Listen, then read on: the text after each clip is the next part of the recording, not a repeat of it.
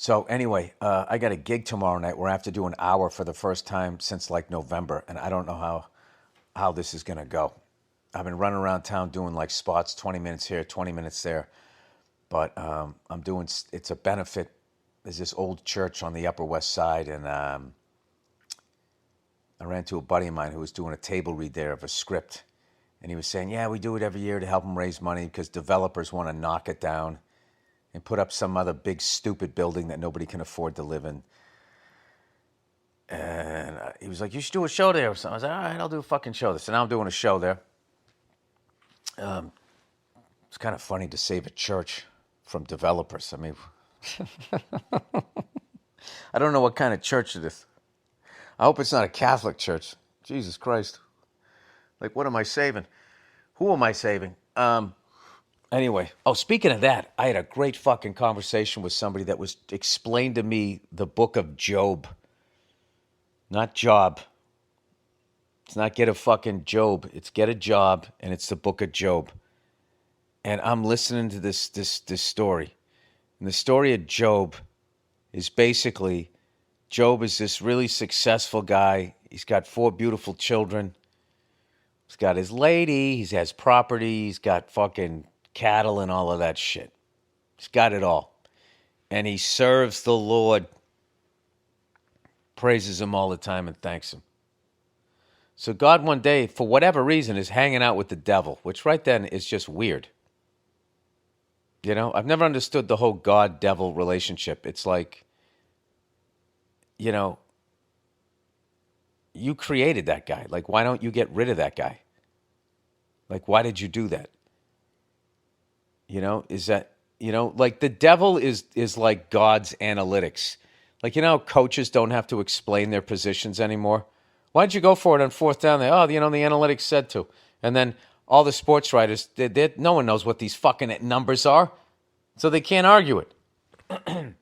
So you get away with it. Back in the day, it was like, why did you do that? And the guy'd have to be like, well, I thought it was the right thing to do. And then these fat man-titted cunts would be like, well, obviously it wasn't. Explain yourself. And now you're on the hot seat, and then you lose your job, and you got to fucking sell your house. That's how it used to go. But now you just get to go, it's the fucking analytics.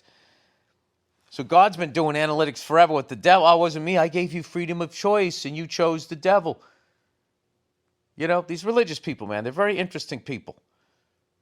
Like when I was sitting there going like, why does God make sociopaths? Why does he make pedophiles? Why does he make, murderers and rapists and all this stuff? And I go, he makes all those people.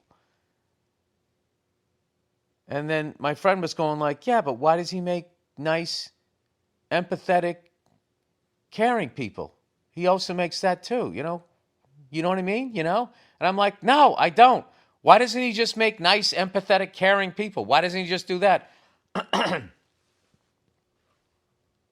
they're like, well, these are things that, we won't know these answers until we die. And it's just like, okay, you just fucking tapped out.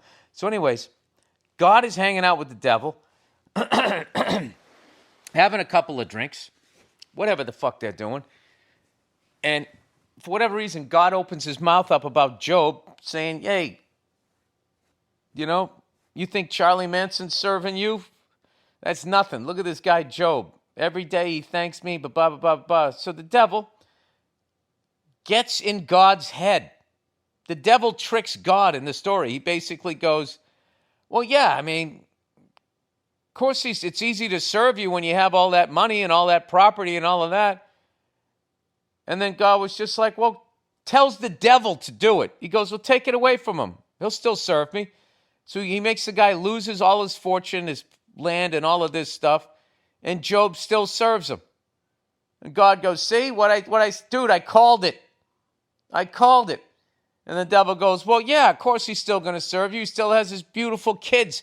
And God co-signs on getting rid of the guy's kids. Do what you got to do. The devil kills all 4 of his kids. Job's still serving him. And then the devil goes, well, yeah, of course, because, he still has his health. And God should have been like, bro, we just killed his fucking kids. He doesn't care if he has the sniffles, but God doesn't say that. He goes, well, take away his health, you'll see. So he just covers him in sores and all of this shit, and the guy still serves him. And like, so God wins the debate with the devil at the expense of Job's happiness, his own children, and everything that he worked for. So then God says to Job, it was a test, sorry, whatever, don't worry, I'll make it right. And later in his life, Job got his wealth back, but he didn't get his kids back. So essentially, the book of Job is like that Eddie Murphy movie, Trading Places, except there's no Eddie, there's just Dan Aykroyd.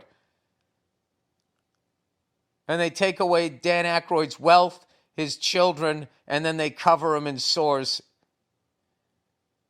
And then God goes, hey, good job.